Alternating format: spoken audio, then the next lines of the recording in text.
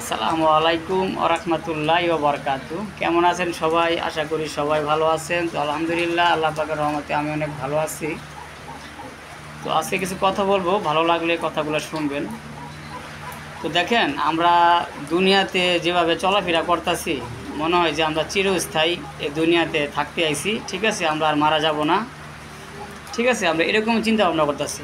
বাড়ি গাড়ি, অর্থ সম্পদ, ব্যাংক ব্যালেন্স, টাকা পয়সা, মানে আরও টাকা লাগবে, টাকা পয়সার শেষ নাই। ঠিক আছে, তো এগুলোর হিসাব কিন্তু দেওয়া লাগবে। যে যেমনি টাকা কামাইতেছেন ওই হিসাবটা ওইরকমভাবে দেওয়া লাগবে। ঠিক আছে, এক বিন্দু পরিমাণ হিসাব ছাড়া কেউ পার পাইবেন না।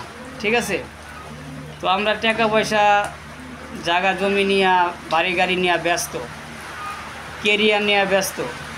মনে হয় যে দুনিয়াতে আমরা চিরস্থায়ী, আমরা জীবন আর মারা যাব না। ঠিক আছে, মরতে আপনাকে হবে। ঠিক আছে ভাই, তো মরণের কথাটা আমরা স্মরণ করি ভাই, বেশি বেশি করে। আমরা তো মরণের কথাটা স্মরণই করি না ভাই, যে আমরা যে মারা যাব, কবরের হিসাবটা আমরা কী দিমু, আমরা এগুলো ভাবিই না। মৃত্যুটা যে কত কঠিন হবে আমরা এগুলো ভাবিই না ভাই।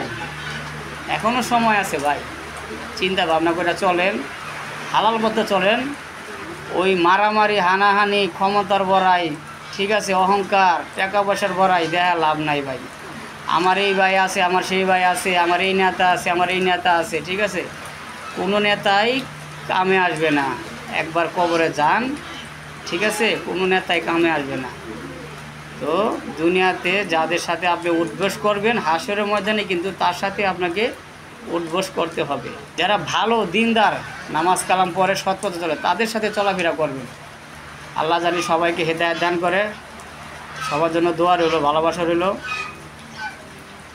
চিন্তা ভাবনা করবেন, আর সব সময় এটাই চিন্তা ভাবনা করবেন, বালিশের সাথে একবারে মাথাটা ঠেকাইয়া রাত্রে ঘুমানোর সময় চিন্তা ভাবনা করবেন যে আল্লাহ পাক আমাদের কিসের জন্য পাঠাইছে, আর আমরা কি করতেছি। এই যে ঘুমাইলাম, যদি সকালবেলা না উঠি, শেষ। আল্লাহ যদি আপনার রুহুটা আপনার শরীরে না দেয়, তো আপনি শেষ। তো আল্লাহর কাছে শুকরিয়া যে এখন আমরা ভালো আছি, সুস্থ আছি। যতদিন আছেন ভালো কাজ করার চেষ্টা করবেন, নামাজ কালাম করবেন, নবীজি সুন্নাত তরিকা চলার চেষ্টা করবেন।